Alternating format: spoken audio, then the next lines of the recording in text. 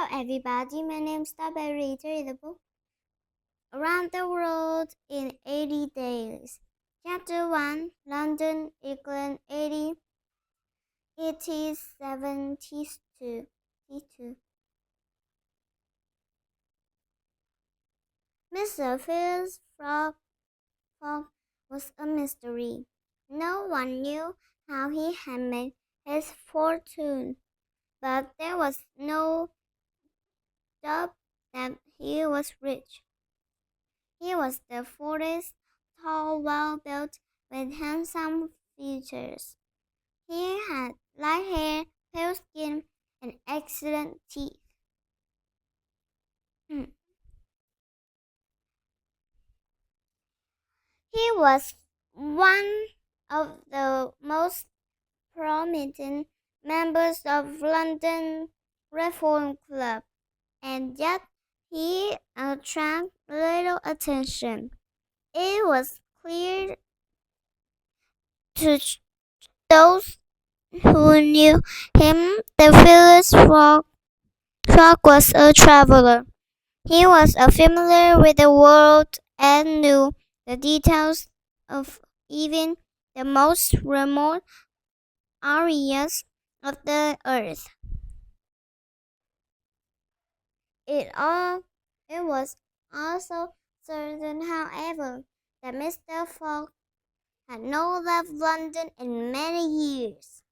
He lived a quiet single life with no wife or children to keep him company, and his daily routine never changed. In October 2, 1872, Mr. Fogg sat squarely in his armchair in his machines of savvy round.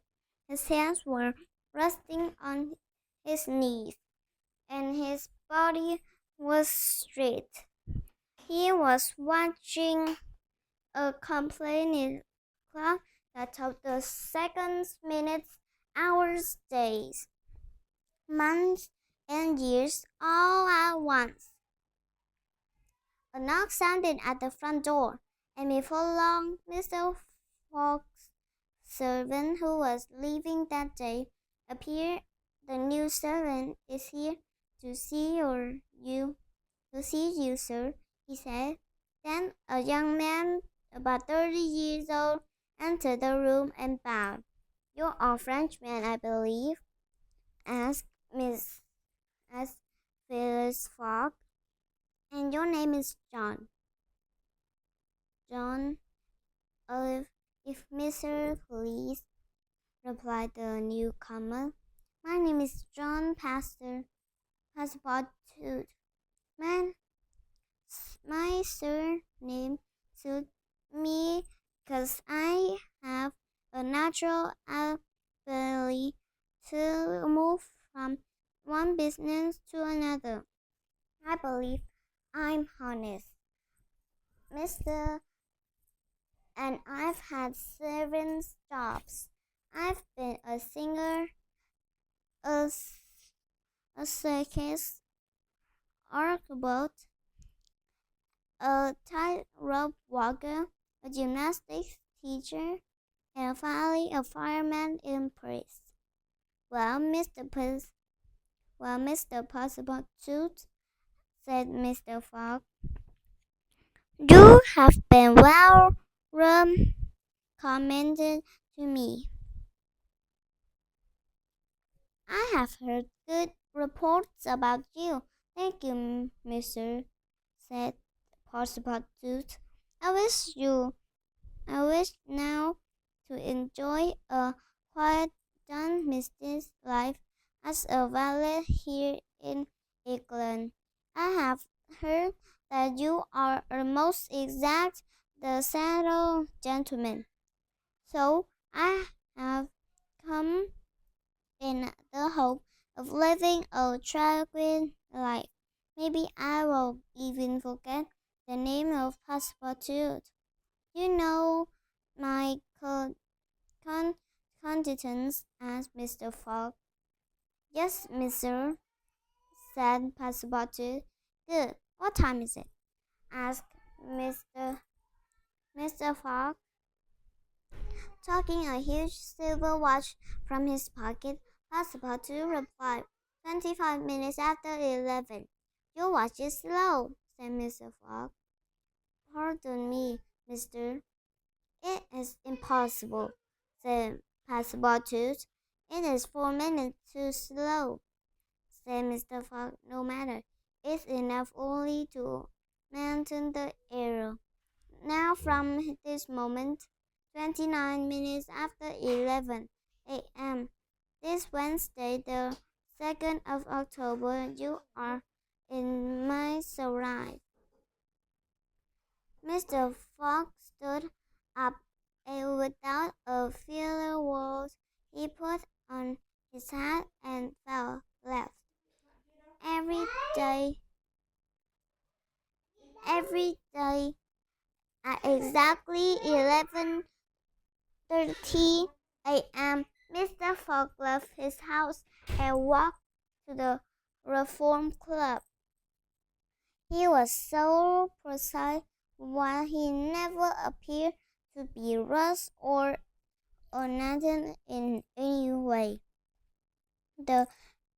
He was almost celebrated person in the world and ways reached his destination at the very moment that he was due.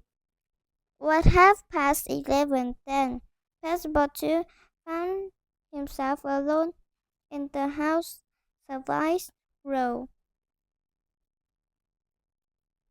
He began inspection was pleased to find the house clean and originally. When Passepartout reached the second floor, he recognized at once the room that was meet for him. Hanging over the clock above the fireplace was the daily routine of the house. Writing on the card is plain Passepartout journeys from 8 in the morning, when Mr. Fogg got up, until 11:30, when Mr. Fogg left for his club. It is plain the tea and toast at 8:23. The saving water at 9:37, and the washcloth soap and wash bowl at 9:40. In Mr. Fogg's closet, each pair of pants, coat, and vest had a number on it. This indicates the time of year and the season when it would be worn. Mr. Fogg used the same system for for this for his shoes as well. Having inspected the house from top to bottom, Passepartout rubbed his hands together. This is just what I wanted, he said. We will get along well together, Mr. Fogg and I. Meanwhile, Mr. Phileas Fogg put his right foot before his left foot.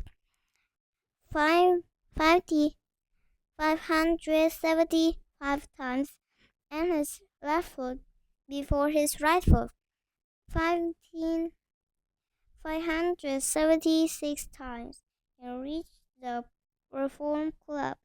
He immediately delighted went into the dining room and took his place at the usual table, which has already been set for him. Phileas Fogg lunch contained of boiled fish with sauce and a slice of roast beef, turnips with mushroom. He also ate a rhubarb and gooseberry tart and a morsel of cheese. The entire meal was washed down with several cups of tea. Mr. Fogg rose at 30 minutes to 1 and went into the large hall. He found his regular chair in his regular corner and happily sat down to pass the afternoon as he did every day, quietly reading the newspaper amidst the comfortable and lavish surrounding for his club. Passepartout's Guidebook. Hello, I am Jan Passepartout, and the year is 1872.